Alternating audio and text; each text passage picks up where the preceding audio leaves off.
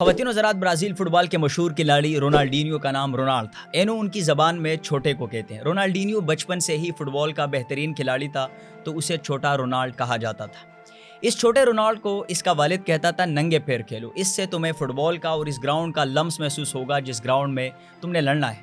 رونالڈینیو کہتا ہے یہ تو بڑا ہونے کے بعد مجھے پتا چلا کہ میرے ابا کے پاس مجھے جوتے خرید کر دینے کے پیسے ہی نہیں تھے، لیکن تب تک ننگے پیر پریکٹس کرتے کرتے رونالڈینیو فٹ بال کے میدان کا خطرناک جنگجو بن چکا تھا۔ ایک اسٹوڈنٹ نے جنگی تربیت کے دوران اپنے استاد سے پوچھا، آپ ہمیں سارا دن ٹریننگ میں لڑنا اور مختلف ٹیکنیکس کے ذریعے جنگ سکھاتے ہیں لیکن پڑھاتے امن ہے، کیا یہ کھلا تضاد نہیں ہے؟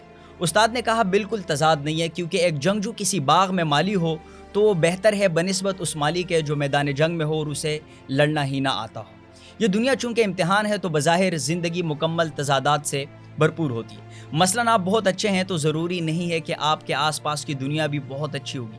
ہمیشہ احسان کا بدلہ کچھ کمظرف لوگ بھول جاتے ہیں اور اپنے محسنوں کو نقصان پہنچا دیتے ہیں، کیونکہ یہ توقع رکھنا بالکل ایسا ہی ہے جیسے آپ شیر یا بھیڑیے کے سامنے ہو، آپ سوچ لیں چونکہ میں شیر یا بھیڑیے کو نہیں کھاتا تو یہ مجھے بھی نقصان پہنچانے کی کوشش نہیں کریں گے۔ ہمیں چاہتے نہ چاہتے ہوئے اپنے بچوں کو جنگجو بنانا ہوتا ہے۔ امن کا درس لازم ہے، لیکن کل جس میدان میں انہوں نے اپنی سروائیول کی جنگ لڑنی ہے وہ تضادات سے بھرپور اور انسانی جامے میں چھپے جانوروں کا اکھاڑا ہے۔ جب ہم ان کے سامنے کی ڈال نہ ہوں گے، ان کا قد ہم سے اونچا اور انگلی ہمارے ہاتھ میں نہ ہوگی، تب یہ تربیت ہی ان کی بقا کی ضمانت ہوگی۔